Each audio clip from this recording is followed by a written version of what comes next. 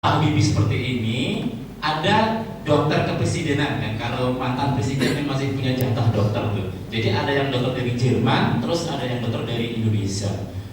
Pak Habibie dipanggil, terus Pak Habibie kami mau bicara. Mau bicara apa dok?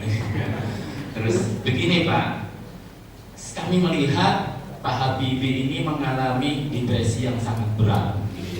Kalau Pak Habibie seperti ini terus menerus, kami khawatir Pak, dalam waktu tidak lebih dari 40 hari Pak Habibie akan meninggal. Gimana Cok? Terus saya harus apa?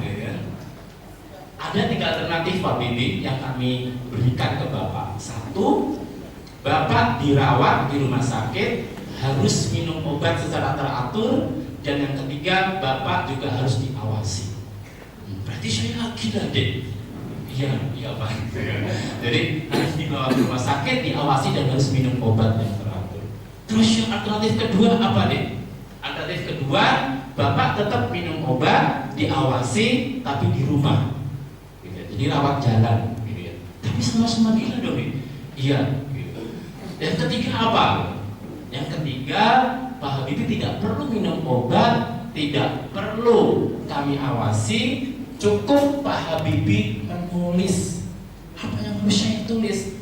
Bebas Pak Habibie. Pak Habibie silahkan menulis pengalaman selama 48 tahun berinteraksi ya menjalankan fungsinya sebagai suami, sebagai ayah ya. Dan dengan tulisan itu Pak Habibie akhirnya mengikuti rekomendasi dokter tadi, memilih jalan yang ketiga tadi. Jadi setiap hari akhirnya Pak Habibie menulis betul-betul ini Bu, menulis bebas aja ya. Pengalaman beliau pertama kenal di Bandung ya, affair pertama kali gitu ya, melamar dan seterusnya sampai tinggal di Jerman ya. Dan akhirnya kertas yang dia hasilkan dengan tulisan tangan itu banyak sekali, dan akhirnya dokter ini melihat Pak Habibie itu sudah mulai namanya recovery gitu ya. Jadi mulai menerima kenyataan bahwa istrinya Bu Ainun itu sudah meninggal gitu. Nah, setelah selesai ada keluarganya yang melihat coretan-coretan tulisan tangan Pak Habibie tadi. Terus dibaca, terus akhirnya Pak Habibie alangkah lebih baiknya tulisan-tulisan yang sudah dihasilkan oleh Pak Habibie itu dibukukan saja gitu. Loh, Pak Habibie kan orangnya rasional ya, kenapa harus dibukukan? Hanya dikasih alasan ya biar menginspirasi ya, banyak hal yang bisa dipelajari dari apa yang ditulis oleh Pak Habibie. Akhirnya Pak Habibie setuju, terus akhirnya diterbitkan oleh ICMI ya, The Habibie Center Mandiri kalau nggak salah yang menerbitkan. Judulnya bukunya adalah Habibie dan Ainun itu ya, dan akhirnya difilmkan dan semua ya kita bisa menonton seperti apa gitu. Nah, saya ingin mengatakan bahwa menulis itu tidak harus dihubungkan kita harus menghasilkan karya yang hebat dan diterbitkan atau menghasilkan buku gitu ya, atau menghasilkan esai atau seperti apa, tidak gitu ya.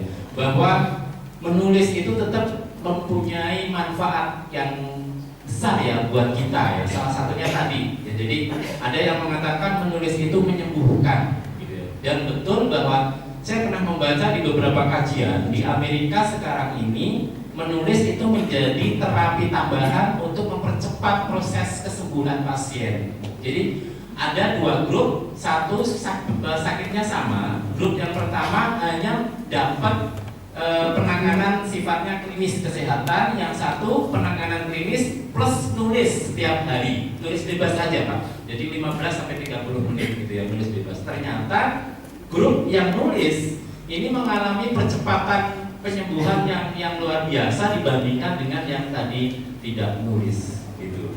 Nah, terus hubungannya apa gitu? Nah, ini teman-teman kan banyak hal pasti yang akan dipikirkan ya kalau guru yang ngurus sekolah, ya siswa, ya rumah, ya istri, ya anak-anak gitu. Kan banyak pikiran kan.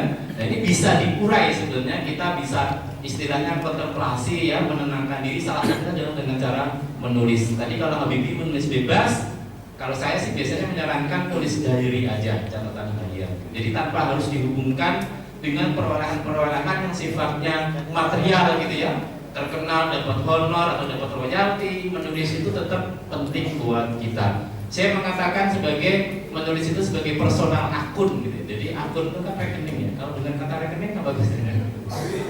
Duit ya, ada yang di bank itu. Padahal menulis itu juga rekening, akun kita. Kalau jiwa kita sakit, kita bisa buka rekening kita itu, kita bisa gunakan sehingga kita tidak perlu lagi ke puskesmas atau rumah sakit gitu, atau ke dokter. Kita cukup dengan terapi menulis itu. Gitu. Saya kira itu dulu ya Pak Yusran ya.